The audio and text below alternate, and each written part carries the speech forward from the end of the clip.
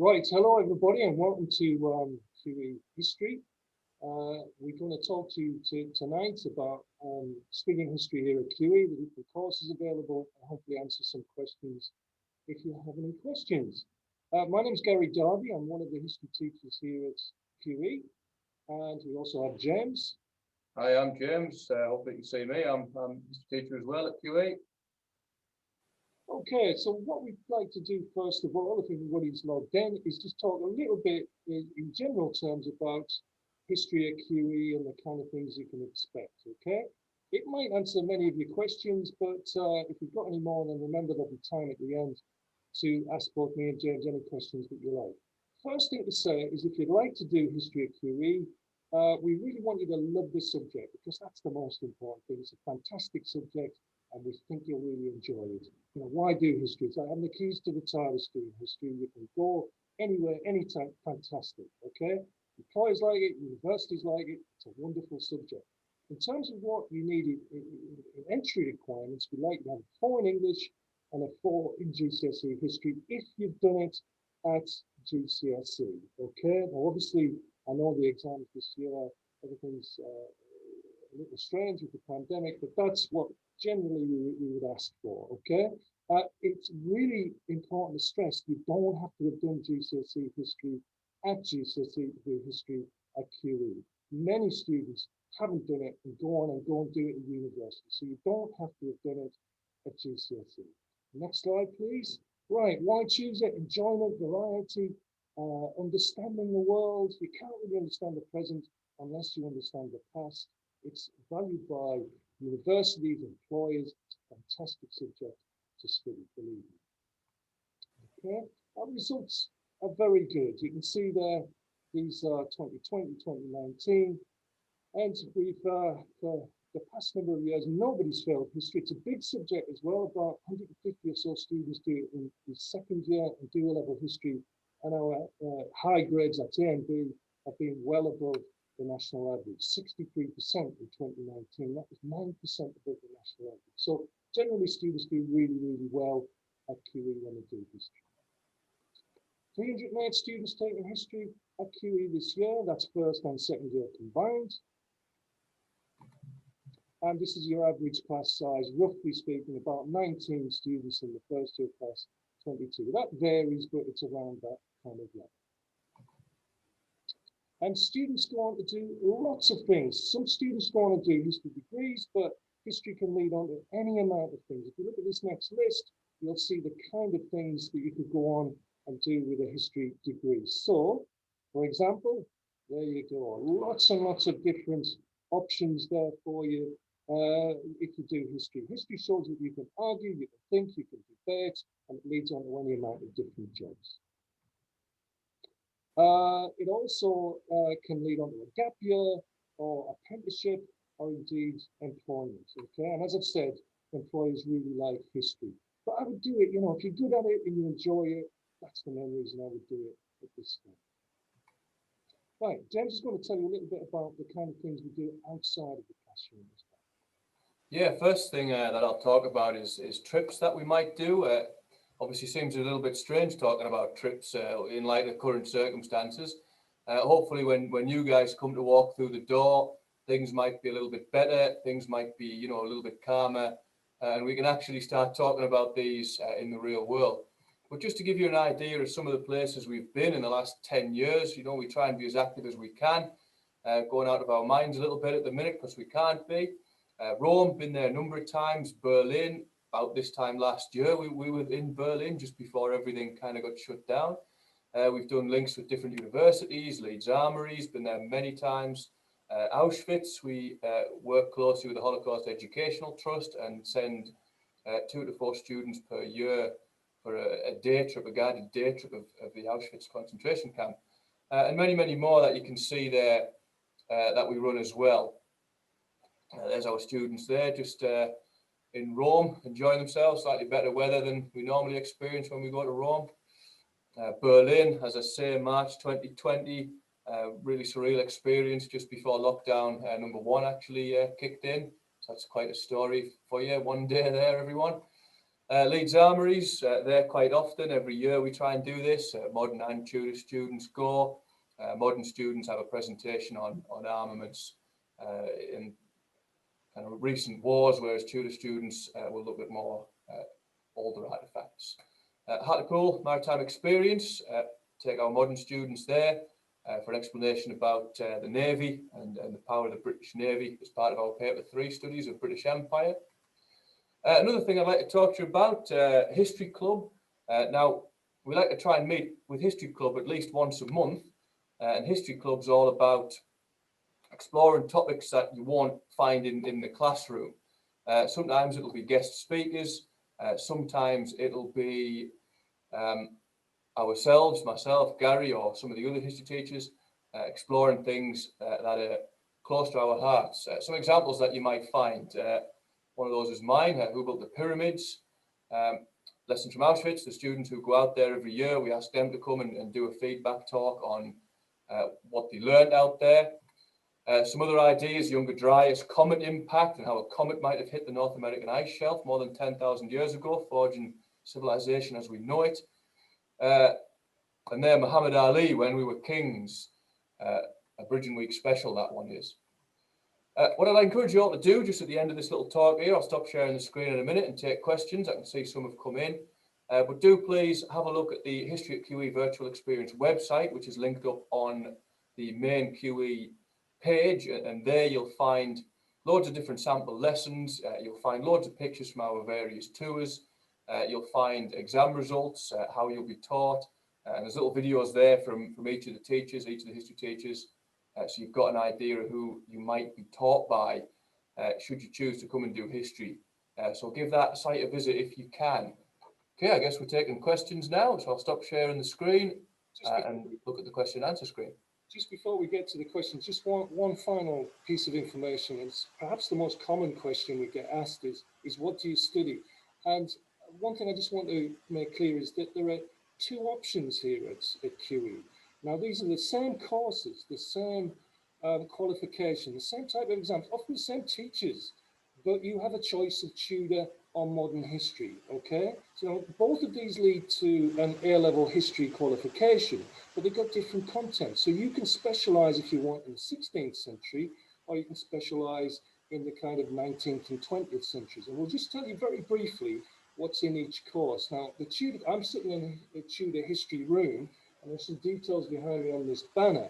But in brief, what you do is in the first year, you would look at the Tudor monarchs. So you would look at Henry VIII and 6 wives, dissolution of monasteries, look at Edward the Boy King, Mary, Bloody Mary, as she was called by people at the time, and Elizabeth I. And you'd also look at a guy called Martin Luther, and he was a German monk who split the church, who protested at the state of the Catholic Church, became the first Protestant in the world. Now, in the second year for Tudor history, you go on and look at the witch craze, 1580 to 1750, and you look at case studies of witch trials. So you look at North Berwick or Matthew Hopkins, the Witch Finder General, or Salem, Massachusetts.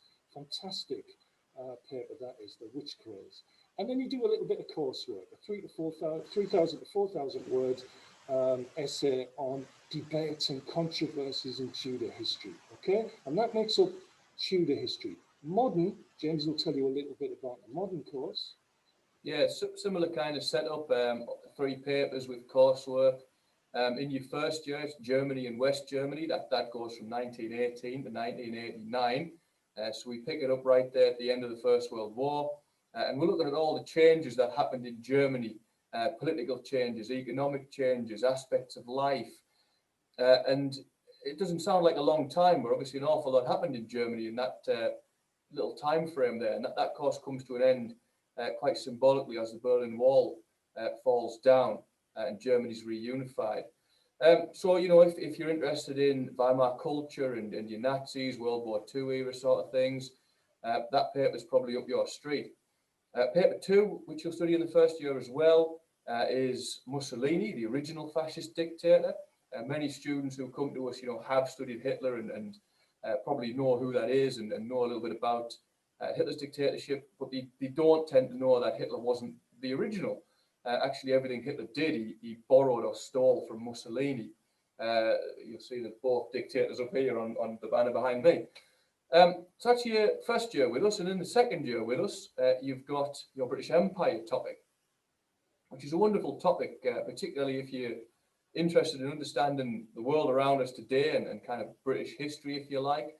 And in that topic, there's 5 depth topics to study. So it's the American Revolutionary War, followed by Australia, followed by Canada, followed by India, and then finally the Nile Valley. Then we look at trade and the Navy throughout the entire period.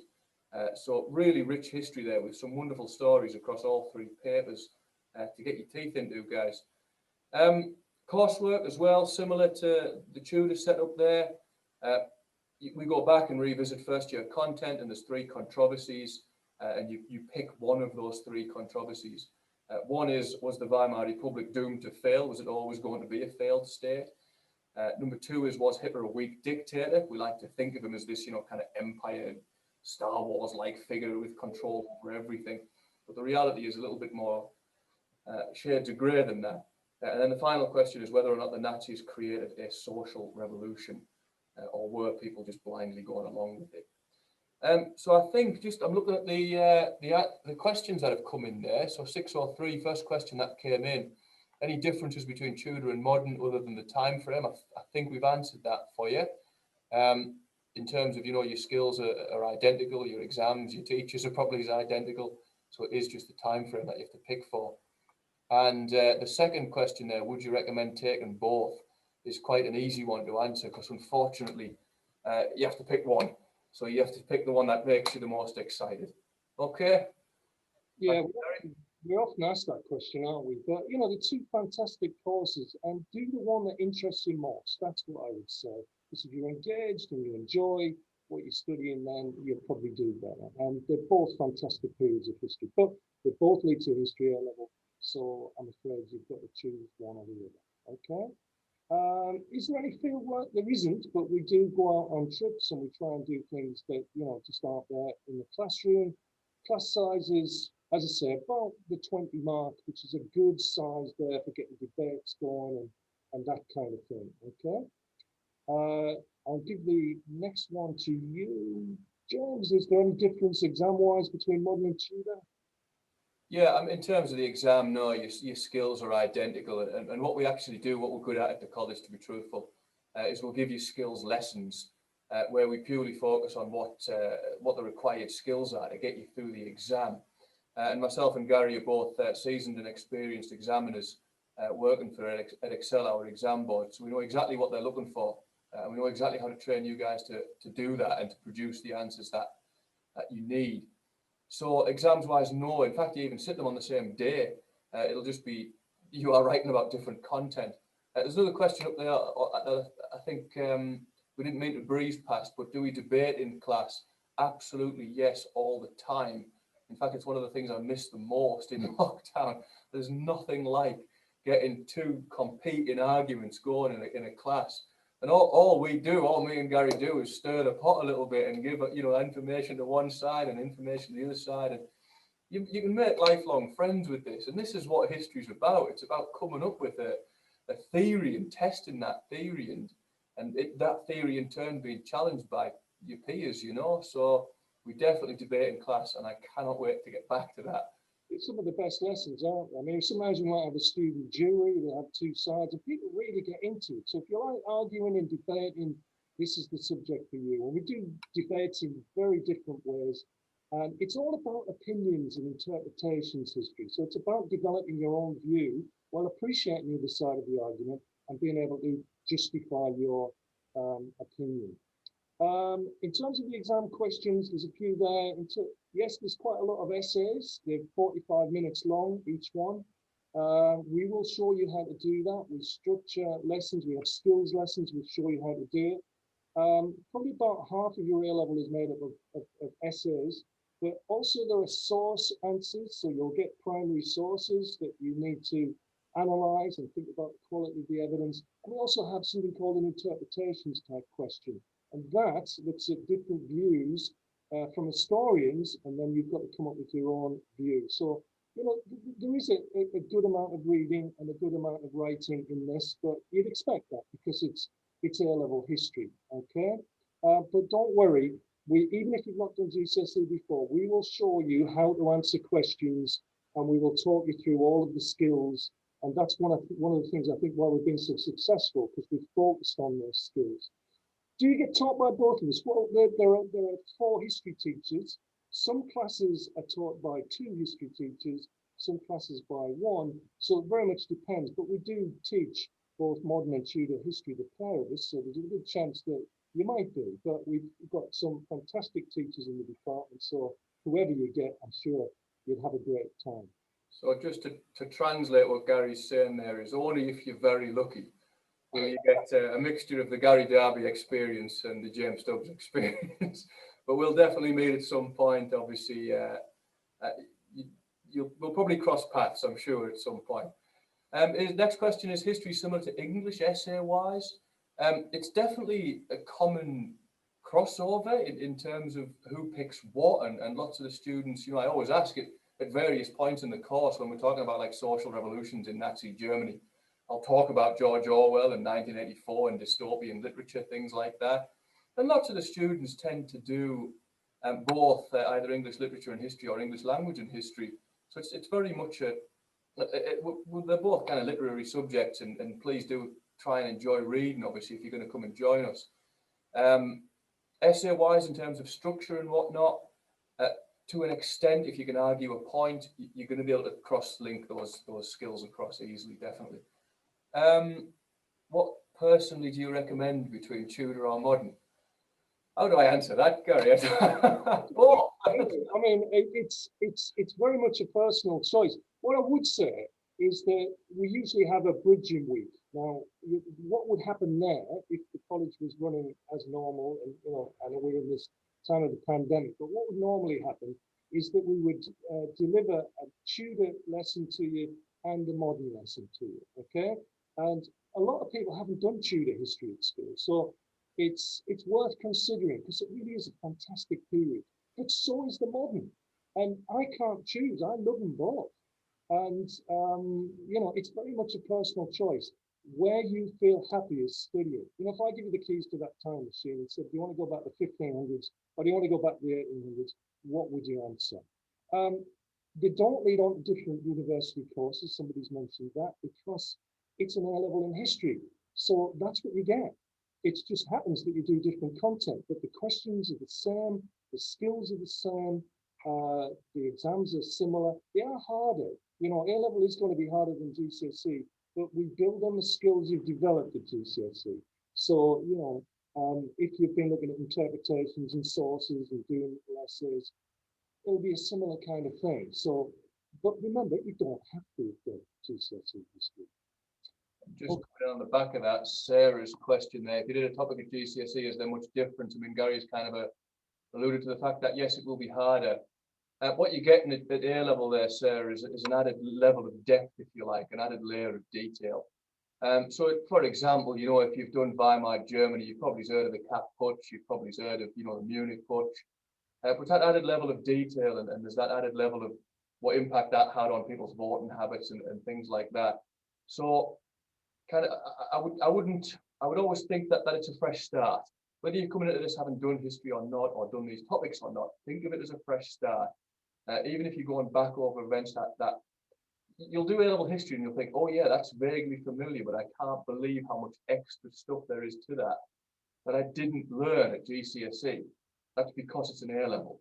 Okay, so what subjects go well with history, if there are any? Honestly, that's as personal as you are. Sometimes students take, a whole raft of humanities-based subjects, and they'll do history, geography in English, or history, politics in English. Sometimes students do history as a light relief subject. If they're purely in a science mold and they're science and maths, you might do history to give them a different edge, like an essay-based edge. Or they might just do it because they enjoy the story of the past. So that's really on you, to be honest. And a very quick answer to how many are in each class. Again, you're looking at about 20 there, which is perfect. That's beautiful to get that debate going. Any less, the chemistry might not be there. Any more, that debate, kind of can go sideways there. Okay, one more, apologies, this isn't really a question, but I looked at the Tudor history part of last year's bridging section. I'm really looking forward to studying it. Okay, brilliant. That's fantastic. I will see you there. Back to Gary for a couple of questions. Somebody mentioned the cost of trips. It's hard to say, really. It depends.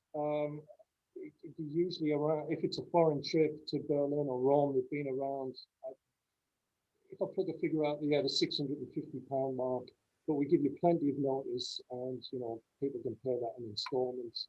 But it very much depends on accommodation and the kind of places that we visit. This, that, and the other. We try and do a foreign trip once every 2 years in normal circumstances. So if you're here for 2 years, you have that opportunity. Again, I would agree with James in terms of the combination of subjects. The thing about the college is it's of a size where most things fit together. So if you enjoy a subject and you're good at it and you want to do that, then great, you should be able to do most combinations of subjects. But if you've got a clear career path in mind, maybe you want to get some advice on enrollment and make sure you're doing the right combination of subjects there. There are certain things like English literature, law, politics that sit very nicely with history, but we have people doing science subjects with history. They want a kind of a different set of skills. So any is fine. Is there a lot of homework? Do you want to take that one, James? In line with all other subjects, really. If you come to QE, you'll have 5.5 hours of contact time with your subject teachers. That's you guys sat here hopefully in this room. We also then ask you to do about the same at home, and some of it will be guided. Some of it will be a case of we need you to do this part of the course at home. You need to make notes or whatever, or watch this video or listen to this podcast on that particular part of the course. So some weeks we might give you kind of more guided to do, but we want you to do as much as you can to fill that 4 to 5 hours at home as well. So we'll give you lots of extension tasks, lots of stuff, podcasts, books to read. I mean, just look at the classroom, and we can recommend books till we're all blue in the face, really. Even if it's just watching a TV series or a good documentary, we want you to engage with the subject, please, as much as you possibly can. So that's in line with other subjects. Do you have to do history to go to the history club? Well, we'd like you to do history, obviously. If you're really interested in it, we'd definitely like you to do history.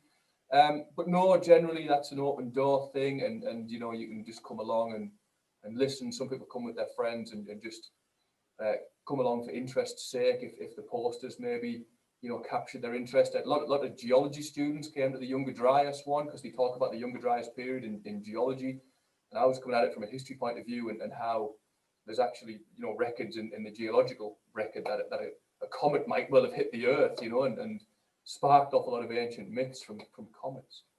Do we learn about the founding fathers of America? Absolutely, yes. In the American Revolution topic of the British Empire. So absolutely, yes, that's in there. And final question, Gary, I'll give you the pleasure of that. What university course will history cater to? Well, many things. Again, obviously history-related courses, and there are many of those, but many people study history and go on to do law. I mean, it can lead on to other different history courses, university degree courses, a whole host of them. People can go on to management. History and biology are probably the best two subjects in terms of non-vocational degrees. In other words, they don't prepare you for a specific job, but they are very valued by employers and can lead on to any amount of things. And we'll talk to you about that during the history course. Now, I am conscious that we're running out of time. We had some fantastic questions there, so thank you so much for joining us. I hope we managed to answer all the questions that you wanted to ask, either by a little presentation or through the questions. And I'd just like to remind you that all the details on how to apply is there on the QE website. So you can find details about different subjects, about history and the content of the course, but also how you can apply to QE. All the details of that. And we'd love to see you here. It's a great college. I've been here for over 20 years now. It's a fantastic place to study, and history is a fantastic subject to study. So we'd love to see you here in September. So that's about it from us. So thank you very much indeed. And James, would you like to sign off as well? Yeah, just a final plug for that, virtual experience website. If you want to check that out, get to know the courses, maybe that might help you pick which one you'd like to do. And my email address and Gary's email address are available on that as well. So if you've got any follow-up questions, just email us directly. Be happy to answer any questions that you might have. And just saying from me, looking forward to seeing you. Yeah, okay, thanks very much.